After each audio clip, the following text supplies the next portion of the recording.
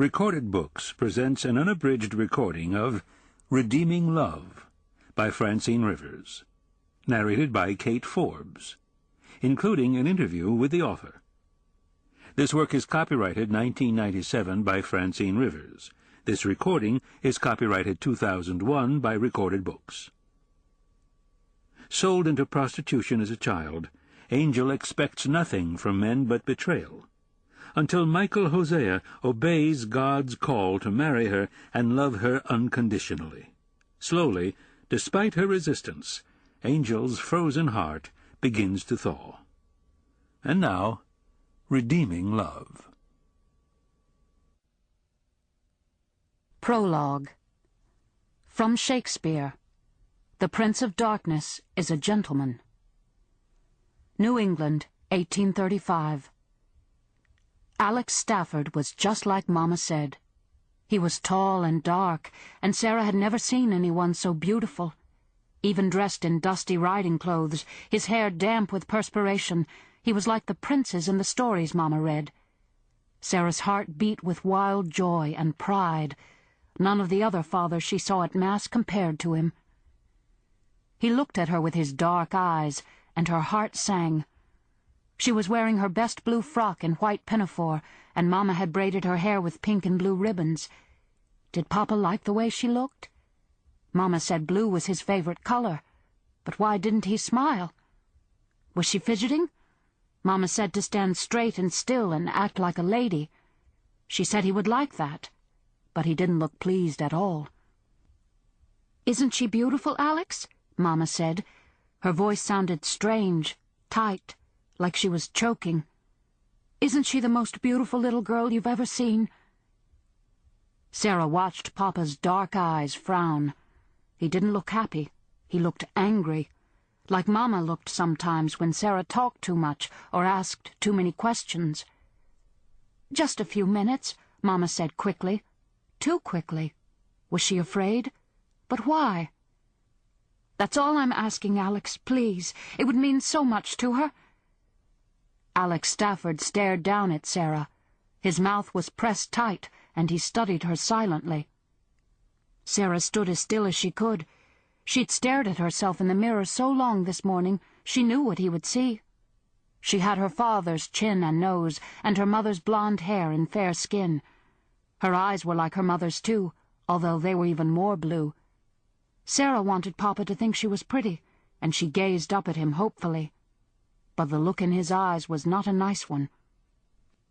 "Did you pick blue on purpose, May?" Papa's words startled Sarah. They were cold and angry. "Because it brings out the color of her eyes?" Sarah couldn't help it. She glanced at her mother, and her heart fell. Mama's face was filled with hurt. Alex glanced toward the foyer. "Cleo!" "She's not here," Mama said quietly, keeping her head high. "I gave her the day off." Papa's eyes seemed to get even darker. "Did you? Well, that leaves you in a fix, doesn't it, darling?" Mama stiffened, then bit her lip and glanced down at Sarah. What was wrong? Sarah wondered sadly. Wasn't Papa happy to see her? She had been so excited that she was actually going to be with him at last, even for a little while. "What would you have me do?" Mama's words were directed at Papa, so Sarah stayed silent, still hoping. "Send her away. She knows how to find Cleo, I would imagine." Pink spots appeared on Mama's cheeks. "Meaning what, Alex? That I entertain others in your absence?" Sarah's smile fell in confusion. They spoke so coldly to one another. Neither looked at her. Had they forgotten she was there? What was wrong? Mama was distraught. Why was Papa so angry about Cleo not being home? Chewing her lip, Sarah looked between them. Stepping closer, she tugged on her father's coat. "Papa?" "Don't call me that." She blinked, frightened and confused by his manner. He was her Papa. Mama said so. He even brought her presents every time he came. Mama gave them to her. Maybe he was angry that she had never thanked him. "I want to thank you for the presents you—" "Hush, Sarah," her mother said quickly. "Not now, darling." Papa flashed Mama a thunderous look. "Let her speak. It's what you wanted, isn't it? Why are you shushing her now, May?" Mama stepped closer and put her hand on Sarah's shoulder. Sarah could feel Mama's fingers trembling, but Papa bent toward her now, smiling. "What presents?" he said. He was so handsome, just like Mama said. She was proud to have a father like him. "Tell me, little one." "I always like the candies you bring me," Sarah said, feeling warm and proud beneath his attention. "They are very nice, but best of everything, I love the crystal swan." She smiled again, glowing with joy that Papa listened to her so carefully. He even smiled, though Sarah wasn't sure she liked his smile. It was small and tight. "Indeed," he said, and straightened. He looked at Mama. "I'm so pleased to know how much my gifts mean." Sarah looked up at her father, thrilled at his approval. "I put it on my windowsill. The sun shines through it and makes colors dance on the wall. Would you like to come and see?" She took his hand. When he jerked away, she blinked, hurt, not understanding. Mama bit her lip and reached out a hand toward Papa, then stopped suddenly. She looked afraid again. Sarah looked from one parent to the other, struggling to understand. What had she done wrong? Wasn't Papa pleased that she liked his presents? "So you pass on my gifts to the child," Papa said. "It's good to know what they mean to you." Sarah bit her lip at the coldness in Papa's voice, but before she could speak, Mama touched her shoulder gently. "Darling, be a good girl and go outside and play now." Sarah looked up, distressed. Had she done something wrong? "Can't I stay? I'll be very quiet." Mama couldn't seem to say more. Her eyes were moist, and she looked at Papa. Alex bent down to Sarah. "I want you to go outside and play," he said quietly. "I want to talk to your mother alone." He smiled and patted her cheek. Sarah smiled, utterly enchanted. Papa had touched her. He wasn't angry at all. He loved her, just as Mama said. "Can I come back when you're done talking?" Papa straightened stiffly. "Your mother will come and get you when she's ready. Now run along as you've been told." "Yes, Papa." Sarah wanted to stay, but she wanted to please her father more. She went out of the parlor, skipping through the kitchen to the back door. She picked a few daisies that grew in the garden patch by the door, and then headed for the rose trellis. She plucked the petals. "He loves me, he loves me not. He loves me, he loves me not." She hushed as she came around the corner. She didn't want to disturb Mama and Papa. She just wanted to be close to them. Sarah dreamed contentedly. Maybe Papa would put her on his shoulders. She wondered if he would take her for a ride on his big black horse. She would have to change her dress, of course. He wouldn't want her to soil it. She wished he had let her sit on his lap while he talked to Mama. She would have liked that very much, and she would have been no bother. The parlor window was open, and she could hear voices. Mama loved the smell of roses to fill the parlor. Sarah wanted to sit and listen to her parents. That way she would know just when Papa wanted her to come back again. If she was very quiet, she wouldn't disturb them, and all Mama would have to do was lean out and call her name. "What was I to do, Alex? You've never spent so much as a minute with her. What was I to tell her? That her father doesn't care? That he wishes she had never even been born?" Sarah's lips parted. "Deny it, Papa. Deny it." "I brought that swan back from Europe for you, and you throw it away on a child who has no appreciation for its value. Did you give her the pearls as well? What about the music box? I suppose she got that too." The daisies fluttered from Sarah's hand. She sat down on the ground, careless of her pretty dress. Her heart slowed from its wild, happy beat. Everything inside her seemed to spiral downward with each word. "Alex, please. I didn't see any harm in it. It made it easier. She asked me this morning if she was old enough yet to meet you. She asks me every time she knows you're coming. How could I say no to her again? I didn't have the heart. She doesn't understand your neglect, and neither do I." "You know how I feel about her." "How can you say how you feel? You don't even know her. She's a beautiful child, Alex. She's quick and charming, and she isn't afraid of anything. She's like you in so many ways. She's someone, Alex. You can't ignore her existence forever. She's your daughter. I have enough children by my wife. Legitimate children. I told you I didn't want another. How can you say that? How can you not love your own flesh and blood? I told you how I felt from the beginning, but you wouldn't listen. She should never have been born, May, but you insisted on having your own way. Do you think I wanted to get pregnant? Do you think I planned to have her?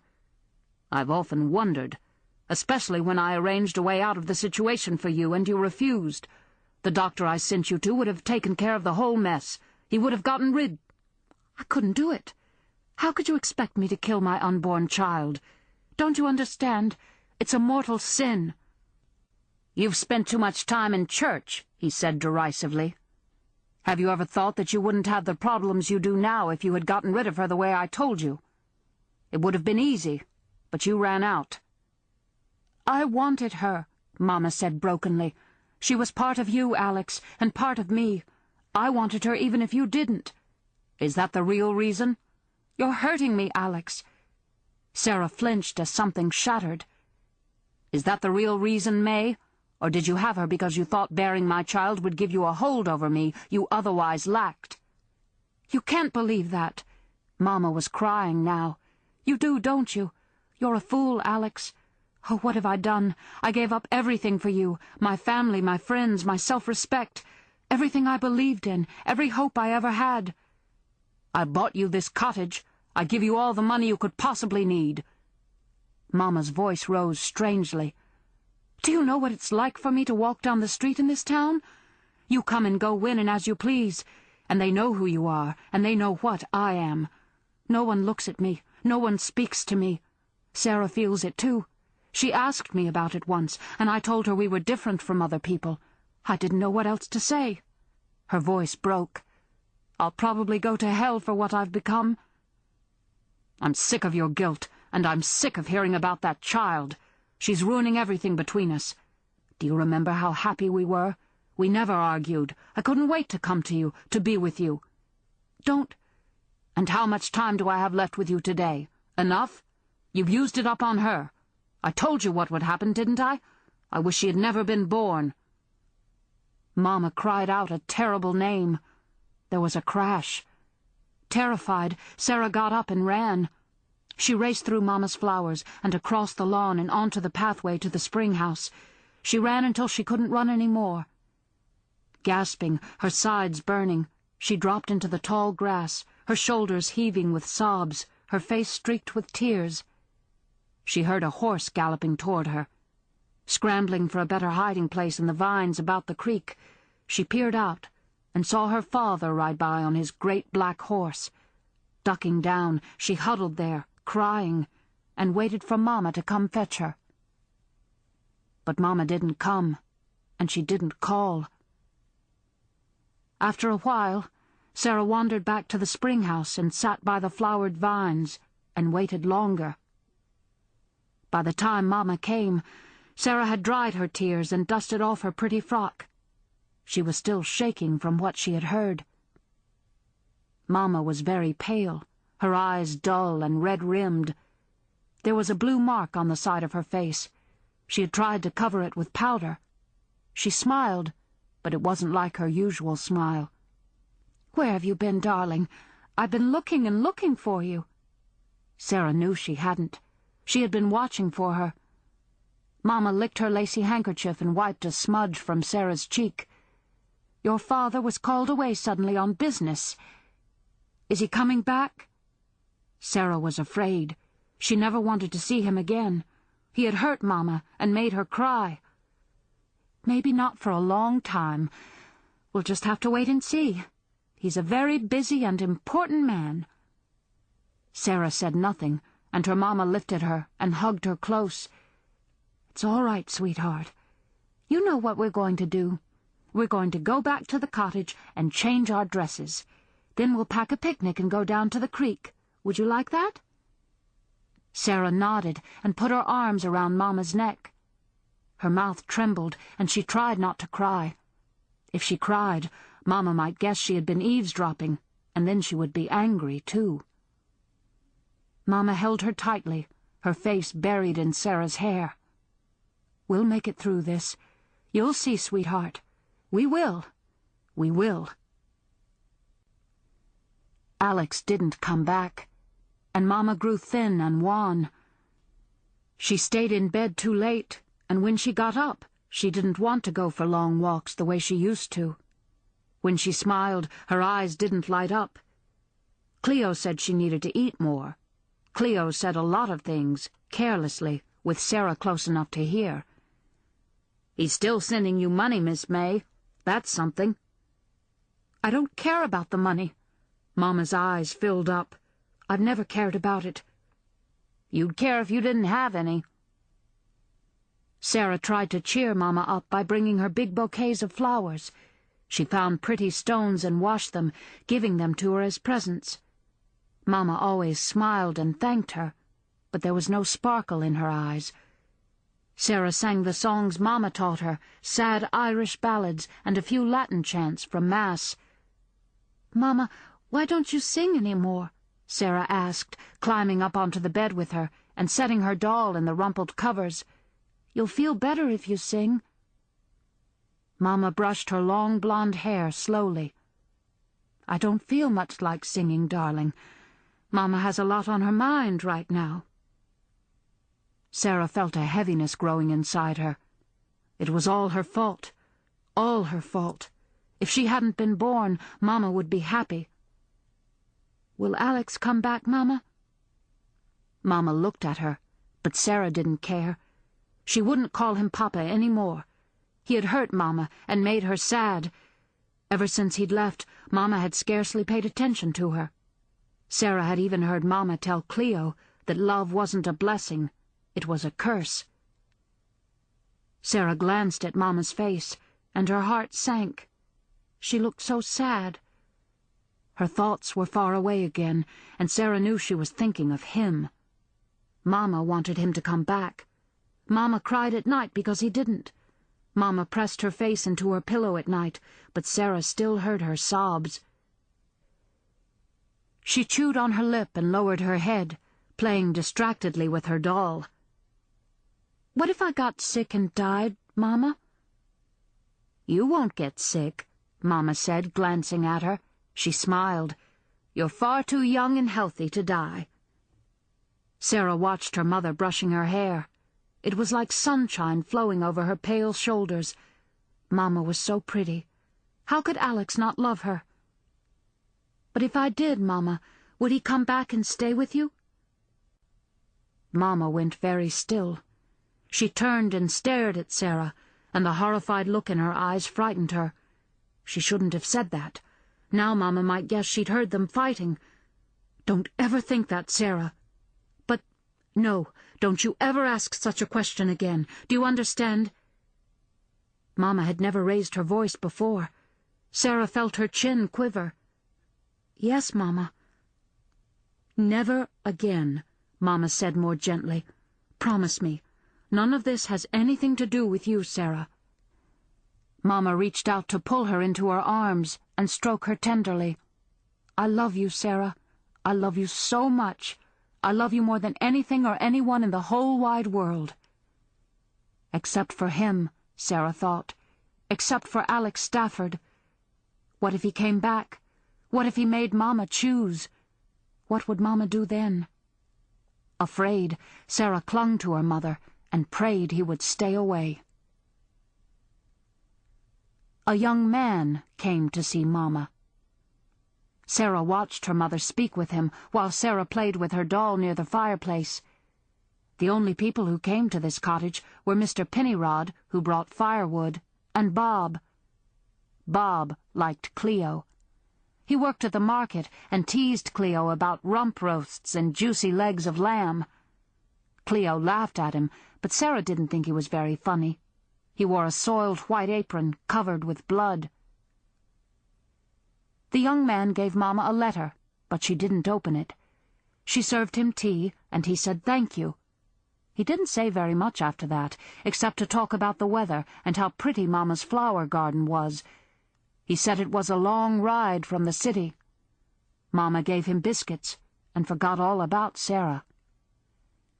She knew something was wrong. Mama sat too straight, and she spoke very softly. "She's a pretty little girl," the man said, and smiled at her. Sarah looked down again, embarrassed, afraid Mama would send her from the room because he had noticed her. "Yes, she is, thank you." "She looks like you, pretty as a sunrise."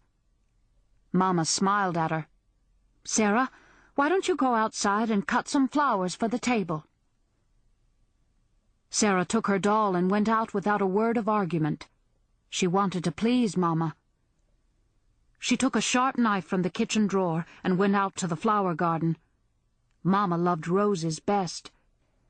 Sarah added spikes of larkspur, redstock, ranunculus, marguerites, and daisies until the straw basket on her arm was full.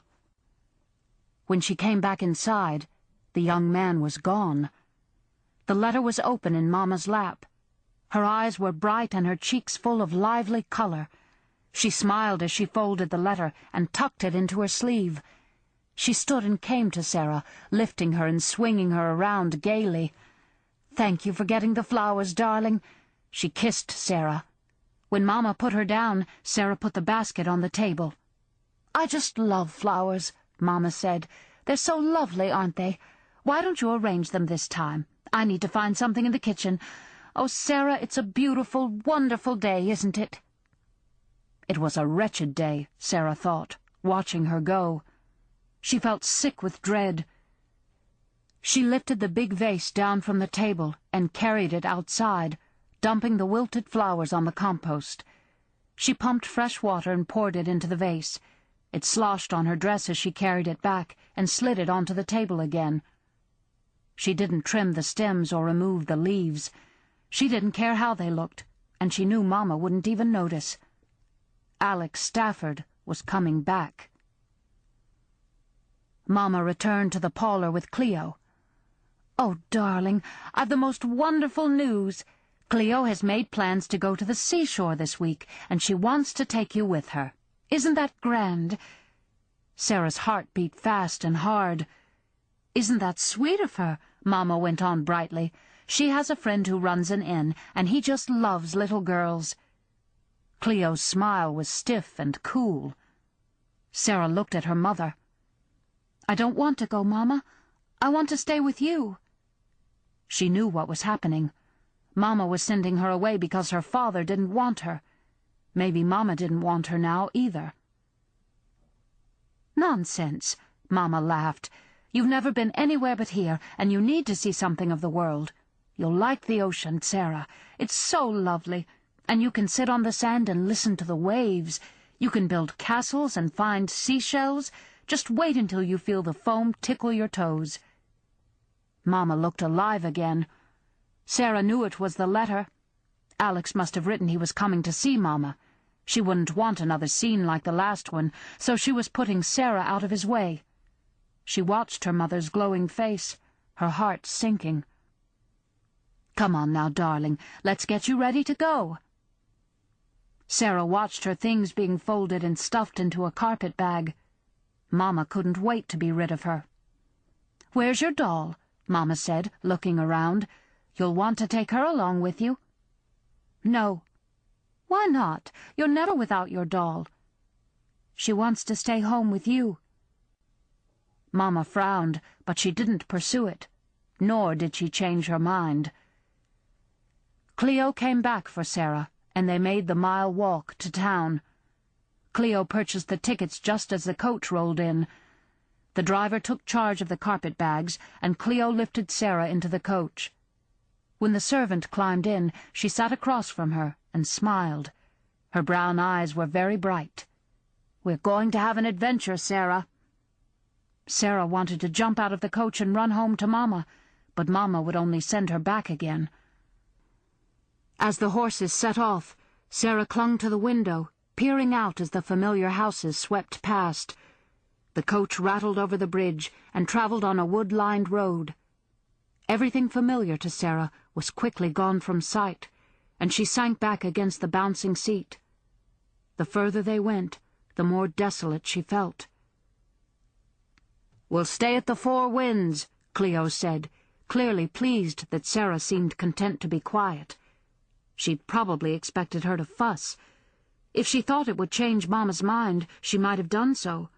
She'd never been away from Mama for more than a few hours. But Sarah had known it wouldn't change things. Alex Stafford was coming, so she had to go. She sat still and solemn.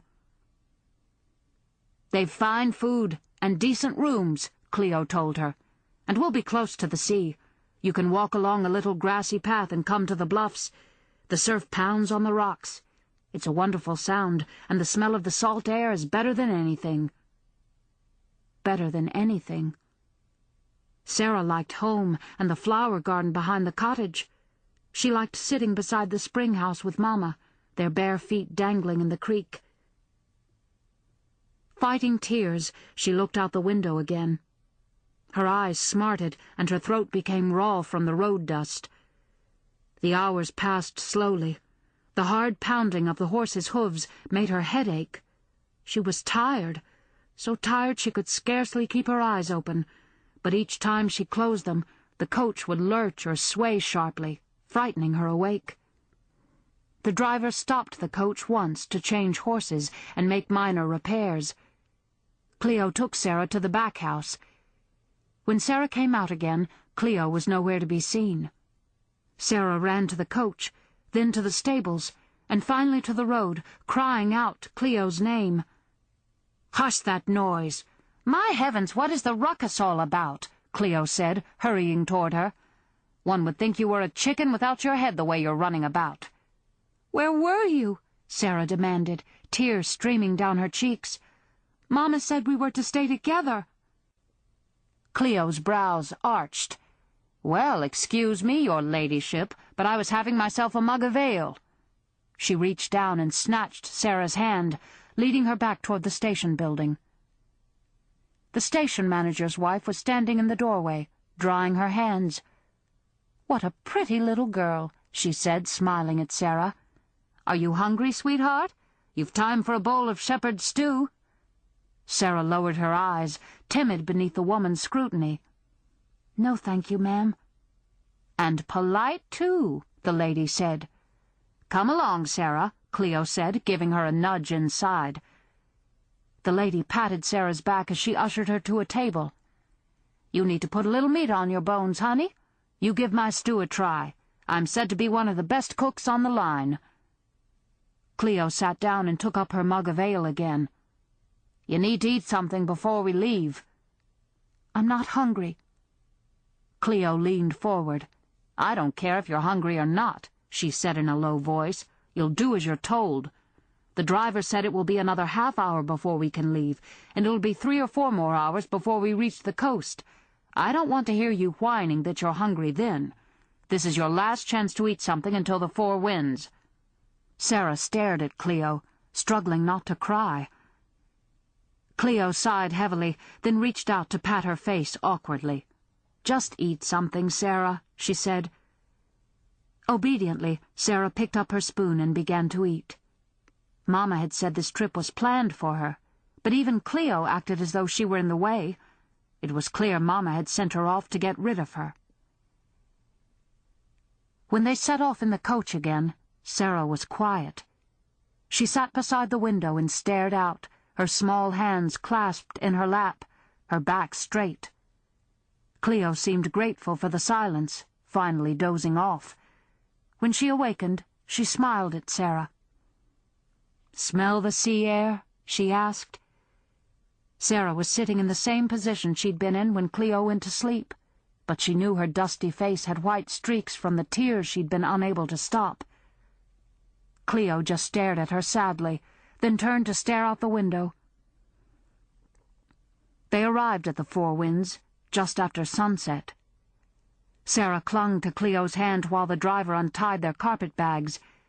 Sarah heard a great roaring like a monster and was afraid. "What's that sound, Cleo?" "The sea crashing on the rocks. Grand, isn't it?" Sarah thought it was the most fearsome sound she had ever heard. The wind howled in the trees like a wild beast searching for warm-blooded prey, and when the door to the Four Winds opened, she heard loud laughter and men shouting. Sarah drew back sharply, not wanting to go inside. "Be careful there," Cleo said, pushing her forward. "Take your bag. I've got my own to carry." Sarah dragged her bag to the edge of the door. Cleo shoved the door open with her shoulder and went in, Sarah following right behind her. Cleo looked around the room, then smiled. Sarah followed her gaze and saw a man at the bar, arm-wrestling with a brawny sailor. A big man was pouring ale, and he spotted Cleo right away. He leaned over to nudge the man who was arm-wrestling and nodded toward Cleo with a quiet word. The man turned his head slightly, and the sailor, taking advantage of his lack of attention, smashed his arm down on the bar with a shout of triumph. Sarah watched in fear as the beaten man surged to his feet and hit the sailor in the right eye, sending him crashing to the floor. Cleo laughed. She seemed to have forgotten Sarah, who was now hiding behind her skirts. Sarah whimpered quietly when the man from the bar made his way to Cleo and gave her a sound kiss, to the shouts of the other men in the room. When he looked past Cleo to stare at Sarah, she thought she would faint from fear. He raised his eyebrows. "A byblow? You must have taken up with a pretty fellow by the looks of her." It was a moment before Cleo had her breath back and knew what he was talking about. "Oh, her.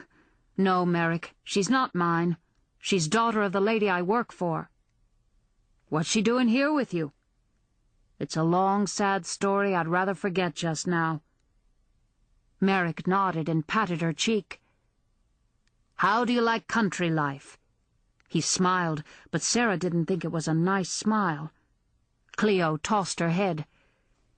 "It's everything I ever hoped it would be." He laughed and took her carpet bag. "That's why you're back at the Four Winds, eh?"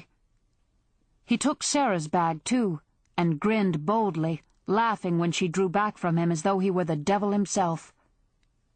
Sarah had never seen anyone like Merrick. He was very big and had black hair and a trimmed beard. He reminded her of the pirate stories Mama told her. His voice was loud and deep, and he looked at Cleo as though he wanted to eat her up. Cleo didn't seem to mind. She paid no attention to Sarah and walked across the room. Sarah followed, too afraid to be left behind. Everyone was staring at her. "Hey, Stump, give our Cleo a mug of ale," Merrick shouted to the grizzled barkeeper, who welcomed Cleo with a wink and grin. Merrick caught Sarah around the waist and lifted her high, plunking her down on the bar. "And some watered wine for this pale chick." He felt her velvet jacket. "Your mama must be rich, eh?" "Her papa is rich," Cleo said. "He's also married." "Oh." Merrick gave Cleo a mocking grin. "So that's how it is. I thought you was after respectable work." "It is respectable. No one looks down their nose at me." "Do they know you worked in an alehouse for 5 years before you decided to improve your station in life?" He slid his hand down her arm. "Not to mention a little work on the side." Cleo glanced at Sarah, then brushed his hand away. "May knows. She's not one to look down on others. I like her." "Does this little mite look anything like her?" "Spitting image." Merrick chucked Sarah's chin and stroked her cheek. "Eyes blue as violets and hair like an angel. Your mama must be mighty pretty if she's anything like you. I'd like to see her." Cleo stiffened, and Sarah thought she was angry. She wished Merrick would leave her alone, but he kept stroking her cheek. Sarah wanted to get as far away as she could from this awful man with his black beard and dark eyes and mean grin. "Leave her alone, Merrick. She's scared enough as it is without you teasing her. This is her first time away from her mama." He laughed. "She does look a little white around the gills. Come on, mite. I'm harmless. Drink up." He pushed the mug of watered wine to her. "That's it. A little of this and you won't be scared of nothing." He laughed again when Sarah grimaced with distaste. "Is she used to something better?" "She's used to nothing," Cleo said, and Sarah was more sure now that she was angry. Cleo didn't like it that Merrick was paying so much attention to her. She looked at Sarah, clearly annoyed at the way she was reacting to Merrick. "Don't be such a coward. He's all wind and little else." Old Stump and the others at the bar laughed, Merrick with them. Sarah wanted to jump down and run away from the loud voices, the laughter, and the staring eyes. She gave a soft sob of relief when Cleo reached out to lift her down, then took her hand, guiding her to a table. She bit her lip when Merrick followed them. He pulled out a chair and sat down. Whenever the mugs got empty, he ordered more. He made jokes, and Cleo laughed a lot. Once he reached under the table, and Cleo pushed him away. But she was smiling, and she was talking more and more, and her voice sounded funny, like the words were all running together. It was raining outside, and branches scraped against the window pane. Sarah was tired, her eyelids so heavy she could hardly keep them open. Merrick raised his mug again. "Might's dragging her sails." Cleo touched Sarah's head. "Cross your arms on the table and sleep a while." Sarah did as she was told, wishing they could leave. Cleo obviously wasn't ready to leave. She seemed to be having a good time, and she kept staring at Merrick and smiling in a way Sarah had never seen her smile before. "Why'd you have to bring her to the Four Winds?" Merrick said. Sarah kept her eyes closed, pretending she was asleep. "Because her mama is entertaining her fine papa, and they both wanted her out of the way." Cleo's words were cold. "Don't do that." "Don't." He laughed low. "You know it's what you came for. What's the matter with those country boys?" "Nothing. One's after me to marry him." "Let's go upstairs and talk about why you came back here." "What am I supposed to do with her? I was so angry when May stuck me with her." Tears pricked Sarah's eyes, and her throat closed up. Didn't anyone want her any more? "Seems to me it'd be easy to farm out the pretty little thing. Somebody ought to want her." "That's what I told May, but she says no. She trusts me. The only thing she's got when her man isn't around to play house is this child. About the only thing May knows how to do is look pretty and how to grow flowers." "I thought you said you liked her." "I like her well enough, but any time His Majesty decides to call, guess who gets stuck with her byblow? It gets tiresome dragging a child around with you, especially one that doesn't even belong to you." Merrick chuckled. "Well, why don't we just toss her off the point? Maybe your mama and papa would see it as a favor, might even give you a bonus." Sarah's heart pounded. "That's not funny, Merrick." Cleo's sigh was heavy, annoyed. "I'd better wake her and put her to bed. She's had a long day." She nudged Sarah, who looked up in relief. Cleo took her hand. "Come on. We're going up to bed now. Say good night to Mr. Merrick." He grinned. "I'll see you safely upstairs, ladies." When Cleo opened the door of her old room, Merrick held it ajar and came inside. Sarah looked at Cleo in alarm. "What are you doing?" Cleo whispered fiercely. "You can't come in here with me. She'll tell her mother and I'll lose my position." "I'll take care of that." Merrick bent and pinched Sarah's chin.